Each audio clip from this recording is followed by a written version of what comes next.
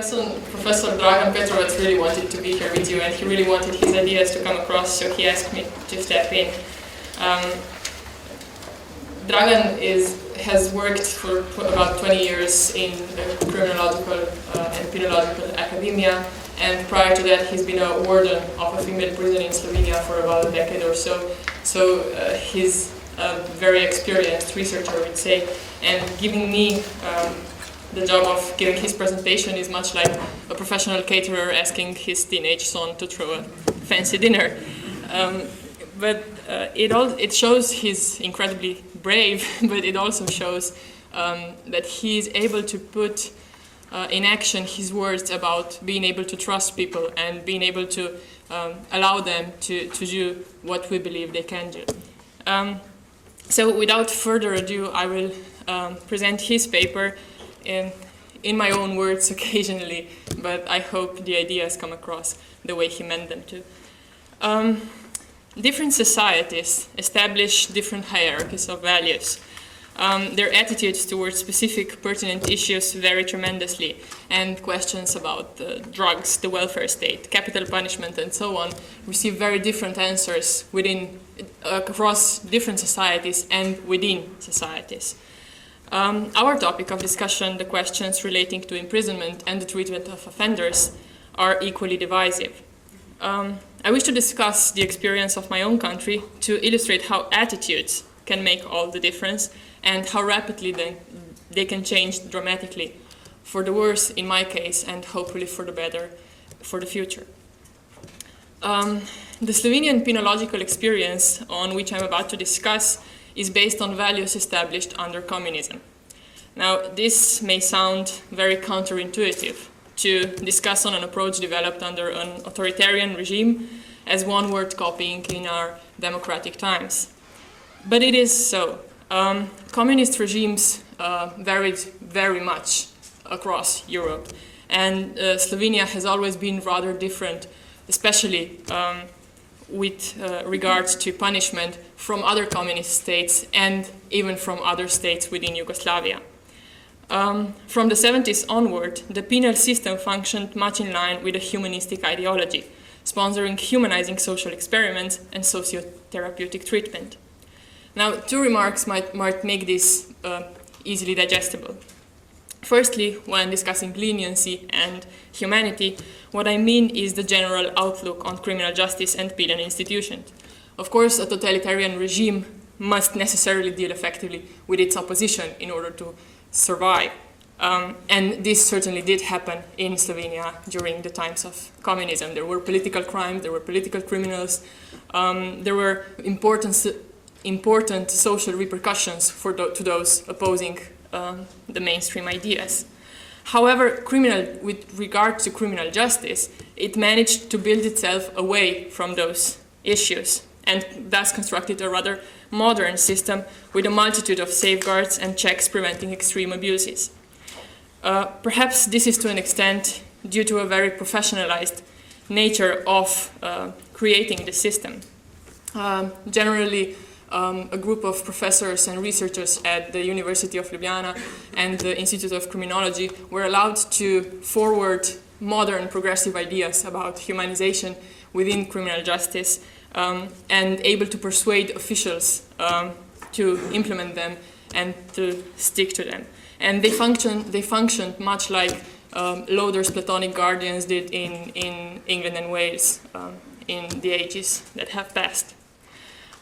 Secondly, and perhaps more surprisingly, the very authoritarian nature of the totalitarian regime worked as a deterrent to those coveting a harsher system.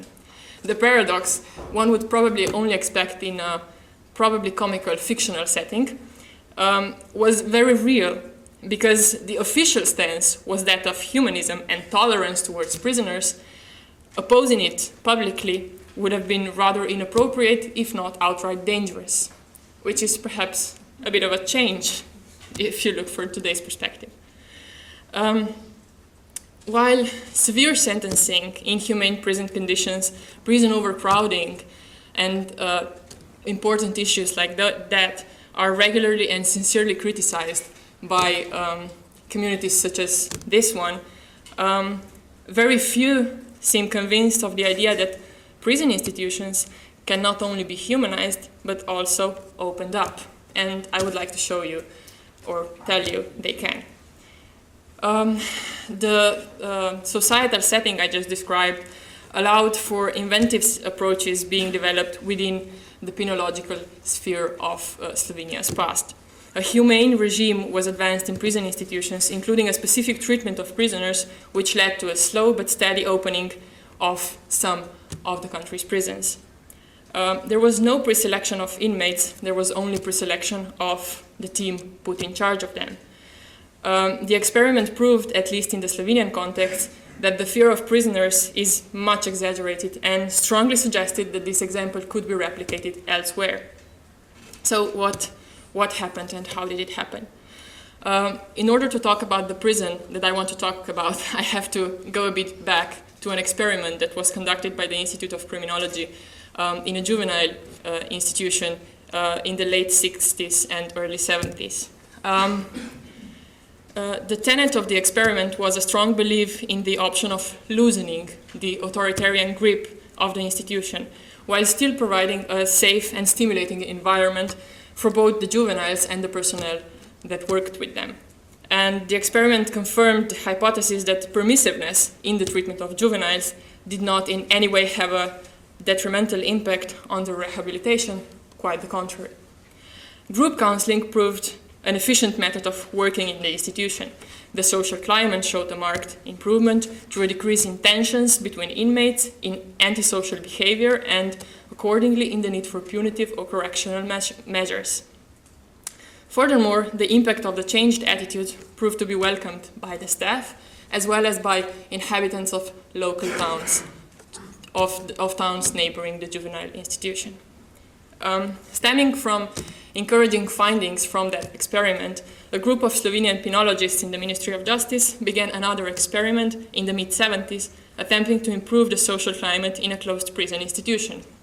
Now, this wasn't a scientific experiment in the ways we usually think of. It was more of an implementation of a new practice that no one really knew would work, or how it would work, or what it would cost, but it was something they thought might work.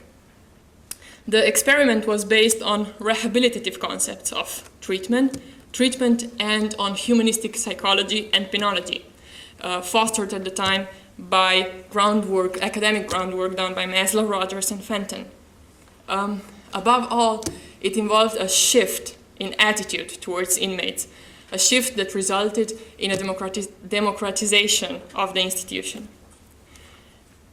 In order to do what those penologists planned to do, they needed to find a suitable institution. What they wanted was an institution that wasn't too big, and within the Slovenian context that meant that an institution that housed up to 100 prisoners. They wanted no pre-selection of prisoners within the prison with regard to their prison status, length of sentence, criminal offense, or other similar criteria. They also needed a personnel beginning with the warden and then with leading therapists who would favor the idea of reintegration and have a non-authoritarian attitude towards prisoners. A female prison was selected as the first institution to run this new program, which might have been important for the results, but maybe not as much as one would think, and this is something we can discuss in the Q&A session. So when the experiment started, they started with group work, and the team divided the inmates into 4 groups, about 25 each. In each, the group was led by a therapist, not in a sense of a psychiatrist, but a therapist in the sense that he was able to lead a group where dynamic psychological processes occurred. Groups were heterogeneous with regard to criminal categories, and meetings were held regularly. A constant connection was established with the outside world. As prisoners were granted free leave, it was necessary to prepare them, not only them, but also their social environment for their return. Therapy was focused, therefore, on their families, from which many of their formative conflicts had risen. It focused on the prisoner's working environment, and it focused on each prisoner's own social environment.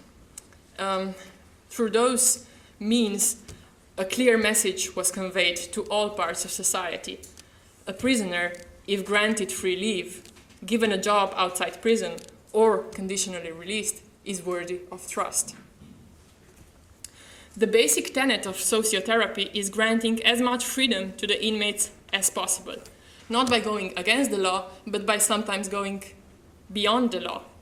For example, by allowing inmates to have more free leaves than statute prescribes, and by allowing them to co-decide in matters that they would statutorily not be allowed to decide on.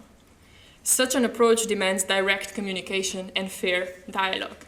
If prison workers truly want to re-educate, treat, advise, teach, change something in the lives of the prisoners, they have to get to know their prisoners and to enter into meaningful interpersonal transactions with them. For this to be possible, people, the prisoners, need to be allowed to behave freely. You can only know what a person thinks and does and wants to do if you allow that person to behave the way he or she wants to behave. The form of sociotherapy, as described, granted such freedom under regulated yet sympathetic conditions, working on the basic principle that inappropriate behavior should be sanctioned, yes, but not from a position up high, rather from a more leveled position in a conversation between two equals and not between two hierarchically very different persons. So what were the results of that practice? Slowly, a traditionally closed institution, something we all inherently see as a closed institution, there is nothing as closed as a prison is, began to open up. This had a number of significant effects. Firstly, a hierarchic model of communication was substituted with a horizontal one. More importantly, within 2 years from the start of the experiment, 90% of inmates enjoyed the privilege of an open regime. Again, I want to emphasize there was no pre-selection of inmates. This is a typical normal prison. And after 2 years, 90% of them were in an open regime. This means that they would normally leave the institution on Friday afternoon and come back on Sunday evening.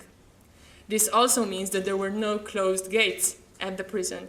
The prisoners were free to walk in the surrounding premises and to interact with local inhabitants, to have visits unregulated for the most part. They were also allowed to work outside the prison regularly, to keep their own jobs and go to work and come back to prison. There were very, very few prisoners who would abuse the privileges, or by coming late or by running away. In fact, there were so very few that disciplinary sanctions fell out of use for the next 15 years, until the early 90s. The recidivism rate, and we all know how careful we have to be when interpreting recidivism as successful rehabilitation. And I promise you, I had that written down before yesterday's speech by Mr. McVeary. So the recidivism rate is such that is worth saying out loud. The change decreased to 20%, whereas in other prisons it was about 60%. The social climate has been measured by a follow-up project, and starting by in 1980, which is about 5 years after the new practice began. The inmates in the experimental prison enjoyed a higher standard of social climate than that experienced by prison workers in other institutions, not to mention other prisoners. The experiment proved that it is unnecessary to establish a prison with a predominantly severe regime. It will of course always be necessary to keep some dangerous prisoners secure, but their numbers in the Slovenian experience do not exceed 10 or 20% of the overall prison population. And this is I'm talking about the time when we had half the prison population we do today. How these percentages may have changed in the meantime, we can only guess. We do have to admit, however, that other things have changed since then, and addiction seems to be one of the things that could cause many, many issues for the sociotherapeutic approach. The experimental practice soon became standard penal practice in the prison in question and in other prisons in Slovenia as well. Not many of them, but some yes. Three conditions were fulfilled at the time that seemed to be crucial for it to be successful. The scheme received political support from the Ministry of Justice, the Ministry of Interior, and later on from the Parliament, who adopted basic principles of sociotherapy as an official penological concept within crime policy. So, political support.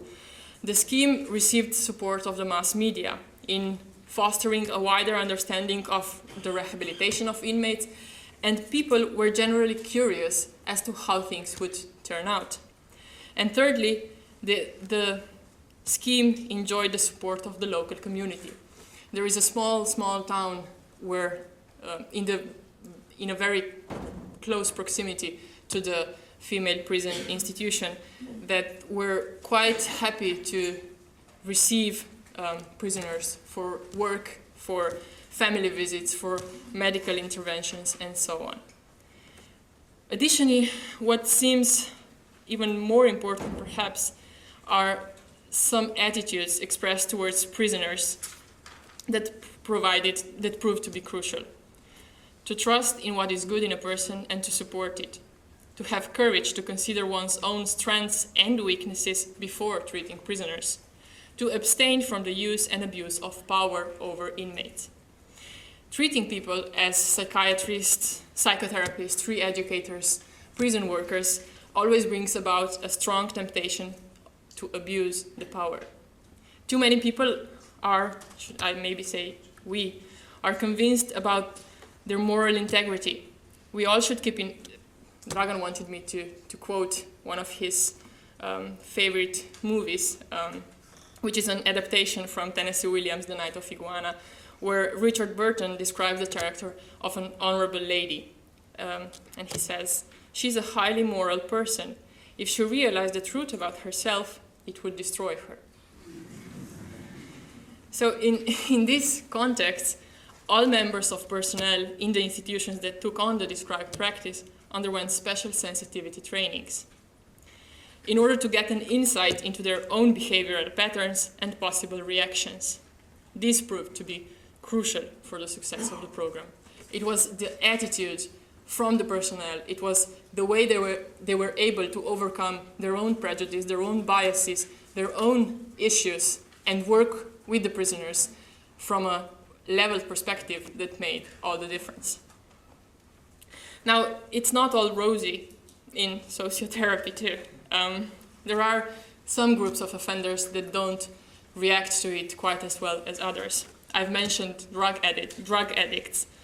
The results were not discouraging, but they were not encouraging either. Addiction seems stronger than rehabilitation efforts, and once in an open regime, many delinquents were unable to abstain from the use of drugs, which consequently led them to back to the path of crime. The second group, again with less success, comprises delinquents with serious personal disorders. Those are the types we usually think of when we think of closed wards and maximum security prisons. However, their number is much smaller than what we think. This is what the sociotherapeutic approach proved. So what's changed since the 70s and 80s? Well, in Slovenia, many things have changed. I was born.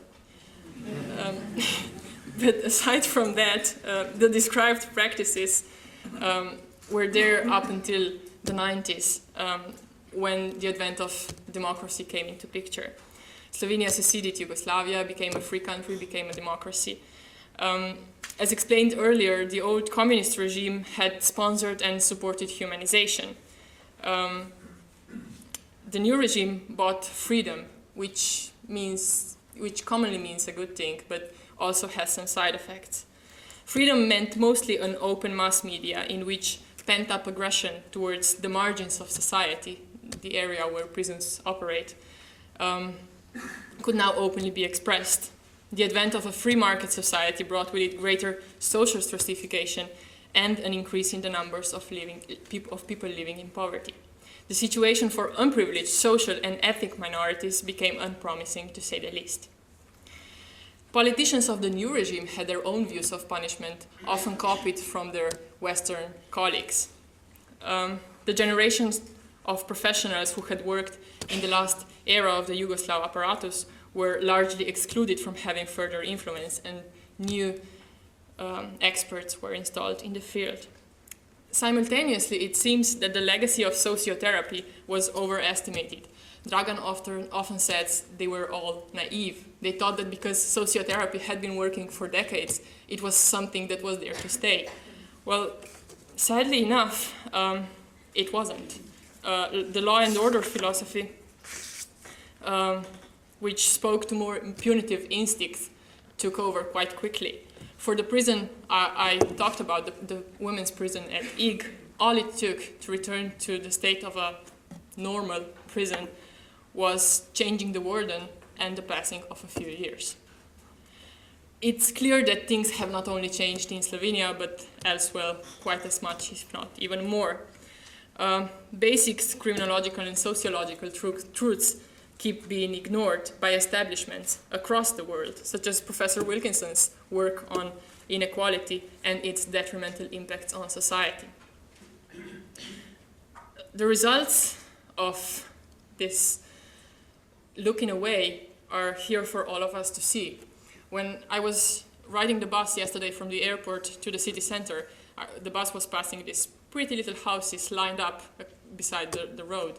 And I was admiring the charming scene, and then I saw little white boxes on each of those houses. And I was wondering what those boxes were, till I read some of the words on some of them, and they all said security something, alarm something, security, alarm. So I'm not sure whether that part of Ireland is really under that much threat from crime, but I'm pretty sure those inhabitants seem to be quite afraid of it. And this is something we see in every part of our society. We are afraid, so this results in a mass incarceration across the globe, in overcrowding in prisons, overly punitive public rhetoric, the fear and hatred towards everyone and everything that seems different, immigrants, religion, young people. They are fearful.